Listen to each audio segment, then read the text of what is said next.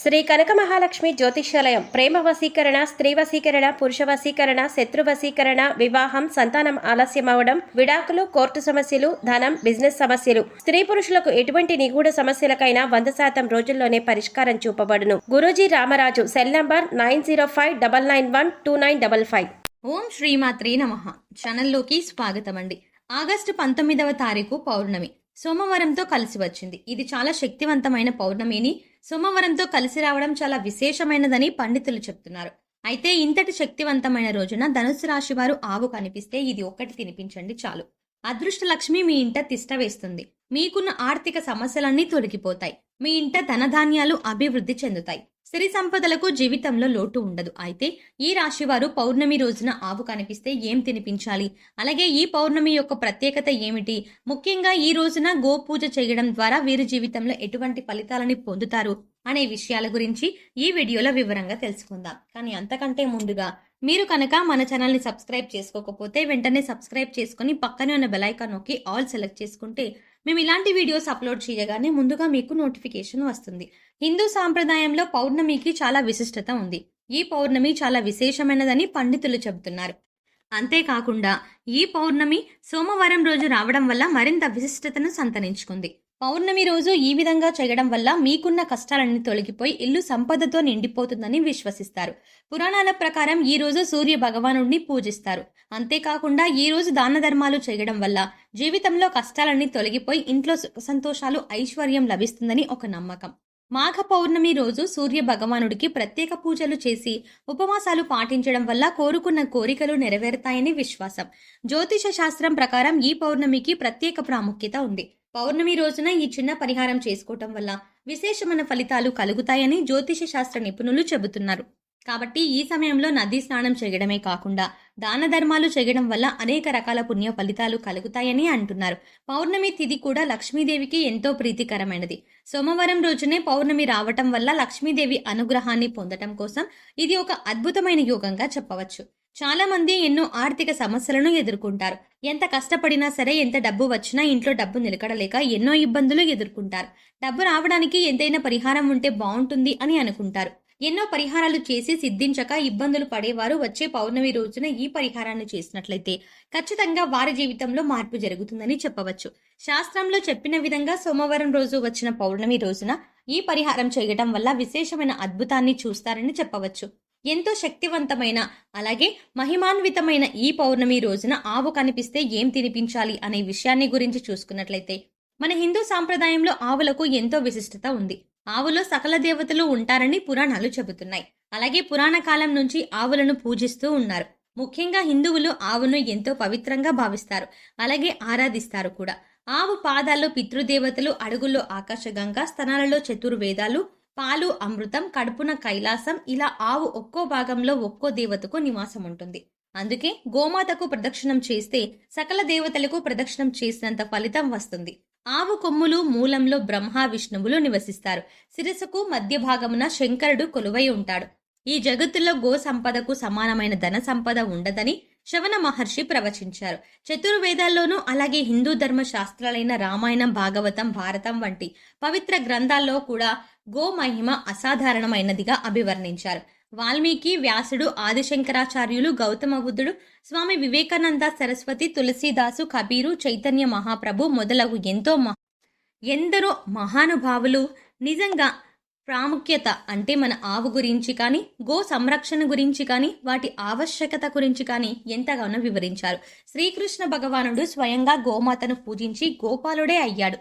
అలాగే గోమాత విశిష్టతను తెలిపే ఒక చిన్న కథను తెలుసుకుందాం. ఒకానొకప్పుడు పార్వతీదేవి తన పతి అయిన పరమేశ్వరుని భక్తితో పూజించి సేవలు చేస్తూ స్త్రీలు తెలిసి తెలియక ముట్టు అంటూ కలిపిన దోషం, అలాగే బ్రాహ్మణులను, భక్తులను దూషించిన దోషం, పరులను హింసించిన దోషం ఏ విధంగా పరిహారం అవుతుందో చెప్పవలసిందిగా కోరుకుంటుంది. అప్పుడు శివుడు గోవునందు సకల దేవతలు కలరు. అట్టి గోవును పూజించిన సకల పాపాలు తొలగిపోతాయి. గోవునందు సమస్త పర్వతాలు, మారుతి కూడా కలరు. నోరు లోకేశ్వరం, నాలుక 4 వేదాలు, దంతాలు గణపతి, ముక్కున శివుడు, ముఖమున జ్యేష్ఠాదేవి, కళ్ళల్లో సూర్యచంద్రులు, చెవులల్లో శంకు చక్రాలు, కొమ్ములలో యమ ఇంద్రులు ఉన్నారు. కంఠమున విష్ణువు, భుజమున సరస్వతి, రొమ్మున నవగ్రహాలు, గంగడోలున కాశీ ప్రయాగ నదులు, ఊపురమున బ్రహ్మదేవుడు ఉండును.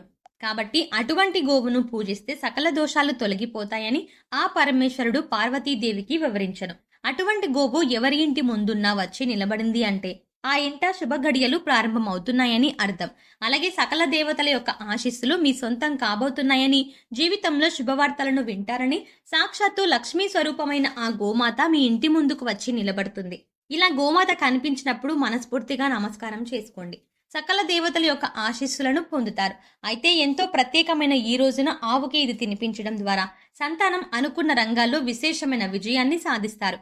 అలాగే సంతానం ఆరోగ్యం, ఐశ్వర్యం, అదృష్టం కలిగి సంతోషంగా ఉంటారు. కాబట్టి ఈ రోజున ఉదయాన్నే నిద్రలేచి ఇల్లంతా శుభ్రం చేసి తలస్నానం చేసి ఇల్లంతా ధూపాన్ని వెయ్యాలి. అలాగే ఈ రోజున అమ్మవారికి ఇష్టమైన నైవేద్యాన్ని సమర్పించండి. అలాగే ఇంట్లో దీపారాధన చేసి ఓం నందికేశ్వరాయ నమః అనే నామాన్ని 21 సార్లు లేదా 54 సార్లు లేదా 18 సార్లు చదువుకోవాలి. ఈ విధంగా చదువుకోవటం వల్ల నందీశ్వరుడి అనుగ్రహంతో ఆత్మస్థైర్యం పెరుగుతుంది. గోవు నుండి లభించే పాలు, పెరుగు, నెయ్యి, పేడ, మూత్రంలలో ఎన్నో ఔషధ గుణాలున్నాయని ప్రతీతి. గోవు పాలు, పెరుగు, నెయ్యి వీటి యొక్క పోషక విలువలు, ఆరోగ్య గుణాలు అందరికీ తెలిసిందే. తల్లుల వద్ద పాలు లేని చిన్నపిల్లలకు ఆవు పాలు ఆరోగ్యాన్ని ఇస్తాయి. పూజా పునస్కారాలలోని ఆవు ప్రాశస్త్యం తెలియని వారు ఉండరు. అలాగే ఆవు పేడతో పూజా స్థలంలో అలికి ముగ్గు పెట్టి పూజా కార్యక్రమం మొదలు పెడతారు. హిందువుల ఆచారం ప్రకారం సకల దోష నివారణను గో పంచకాన్ని ఇంటా బయట చల్లుతారు. అమావాస్య రోజు గోసేవ చేస్తే మహాపాపాలు తొలగిపోతాయి. సంధ్యా సమయంలో గోసేవ చేయడం వల్ల ఆ మహాలక్ష్మీదేవి అనుగ్రహాన్ని పొందుతారు. గోవును ఎవరైతే మనస్ఫూర్తిగా పూజించి గోసేవ చేస్తారో వారికి 3 తరాలు పితృదేవతలు అనుగ్రహం కలుగుతుంది. గోవుకు 5 సార్లు ప్రదక్షిణలు చేసినట్లయితే భూ ప్రదక్షిణంతో సమానం. మొదటిసారిగా క్షీరసాగర మదనంలో కామధేనువు అనే ఆవు ఉద్భవించింది. కామధేనువు అనగా కోరికలు తీర్చే, అంటే కోరిన కోరికలు తీర్చే ఆవు అని అర్థం. అటువంటి గోమాతను ఎంతో విశిష్టమైన పౌర్ణమి రోజున బంగాళదుంపలు తినిపిస్తే వీరి జీవితంలో అదృష్టం సిరిస్తుంది. అంటే సంతానం విశేషమైన వృద్ధిని సాధిస్తారు.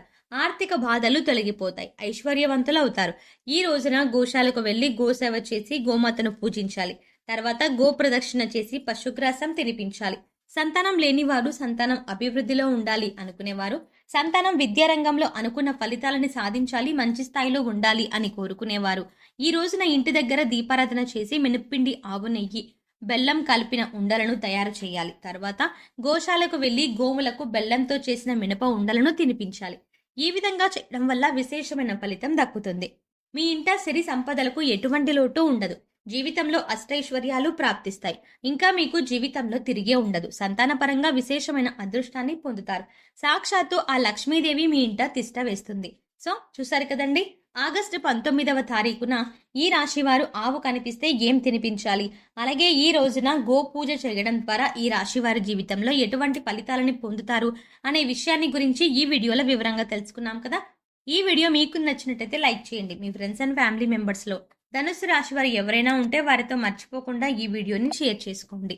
అంతేకాకుండా ఇప్పటి వరకు మీరు కనుక మన ఛానల్ని ఇంకా సబ్స్క్రైబ్ చేసుకోకపోతే వెంటనే సబ్స్క్రైబ్ చేసుకొని పక్కనే ఉన్న బెల్ ఐకాన్ క్లిక్ చేసి అందులో ఆల్ సెలెక్ట్ చేసుకుంటే మేము ఇలాంటి వీడియోస్ అప్లోడ్ చేయగానే ముందుగా మీకు నోటిఫికేషన్ వస్తుంది. మరో చక్కటి వీడియోతో మళ్ళీ కలుద్దామండి. ఓం శ్రీమాత్రే నమః.